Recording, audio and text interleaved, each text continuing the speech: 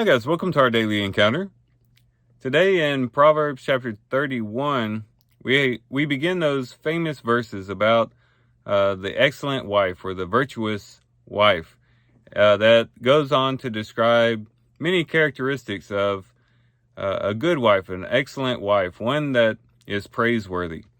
And this is contrasted with the adulterous woman at the beginning of the book of Proverbs um, that the recipient was warned to stay away from. And now this is one being encouraged to embrace this particular type of woman, a virtuous woman, in her various characteristics. And so here it starts off in verse 10, an excellent wife who can find. And so many wives have been inspired by this text and wanting to display these various characteristics in their own lives.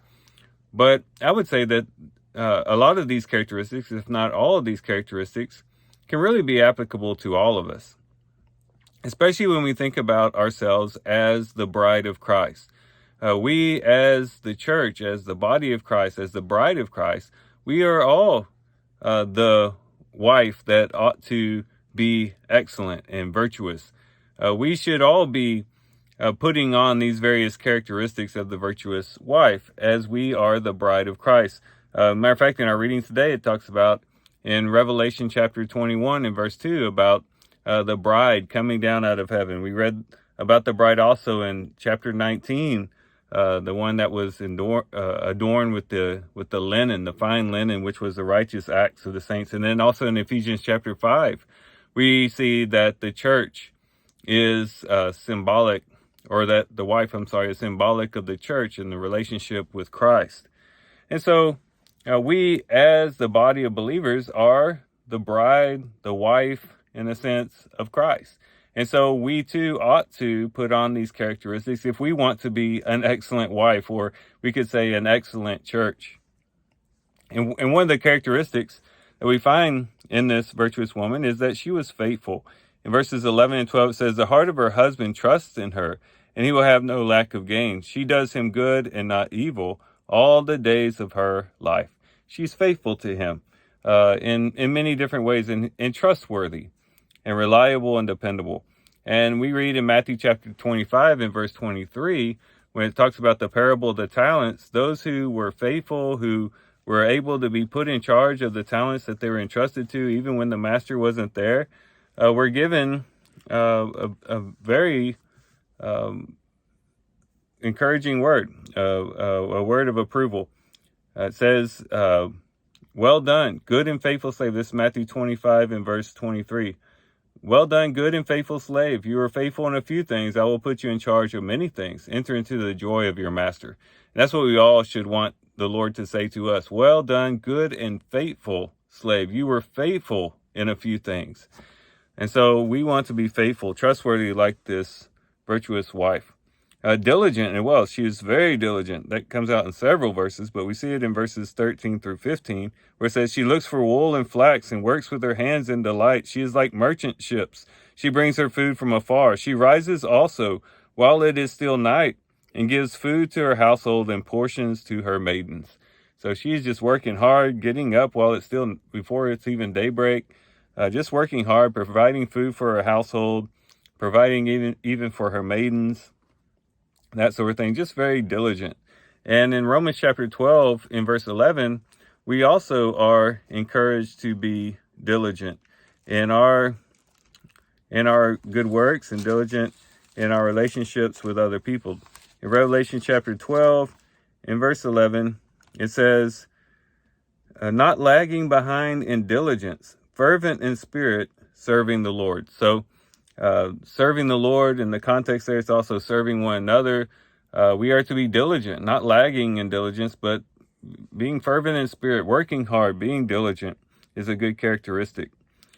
She was prudent. In verse 16, it says, she considers a field and buys it. From her earnings, she plants a vineyard. And then we could also go back to Matthew chapter 25 with the virgins that had plenty of oil.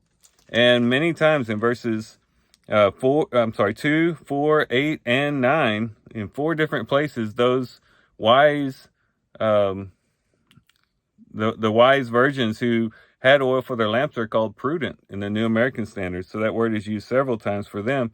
And that should be us. We should be prudent. We should be wise in the way that we deal with things here on this earth.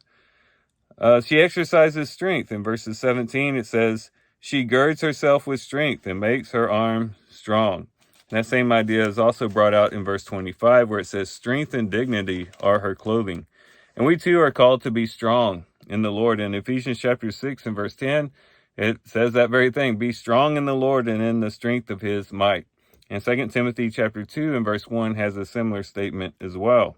So we are to exercise strength, but not our own strength, but the strength that we have in the Lord, being strong in the grace of the Lord. She was generous. In verse 20, it says, she extends her hand to the poor and she stretches out her hands to the needy. And of course, we're called to be generous. In 1 Timothy chapter 6 and verse 18, the rich people in the church that Timothy was ministering to was encouraged to be generous with the goods that God had provided for them.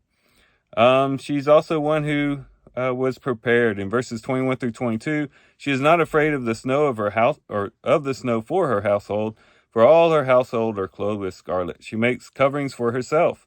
Her clothing is fine linen and purple. So she's prepared for the snow. She's prepared for the cold weather.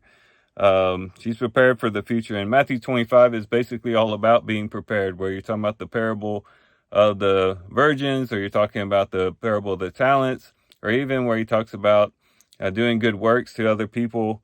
All of it's in being prepared for the coming of the Lord. And we should be people who are prepared for that. She is dignified, as we read in verse 25, where it says, strength and dignity are her clothing. And in 1 Timothy chapter 2 and verse 2, we're encouraged to pray for rulers for the sake of us being able to live a peaceable life full of dignity. And so we are to live a dignified life, one that is characterized by dignity. Excellent speech she had. We read about this also in verse 26. She opens her mouth in wisdom, and the teaching of kindness is on her tongue. And in Colossians chapter 4 and verse 6, we're told to have our speech seasoned with salt, full of grace. And we ought to be speaking words, excellent words, that people just love to hear and people will be benefited by. She is highly esteemed. In verse 28 through 31, you have her children calling her blessed. Her husband also praising her, saying, many daughters have done nobly, but you excel them all. And it goes on to say that let her works praise her in the gates. She is one who is praiseworthy, one who is full of high esteem. And in 3 John chapter 12, or verse 12, we have also a person there who was well esteemed.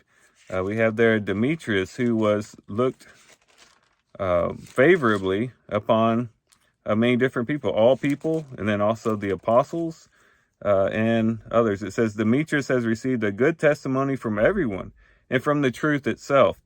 And we add our testimony, and you know that our testimony is true. So Demetrius was a person who received a good testimony. He was highly esteemed, and that's something that we're encouraged in 3 John to emulate. And then she's also has the fear of the Lord. It says in verse 30, charm is deceitful and beauty is in vain, but a woman who fears the Lord, she shall be praised.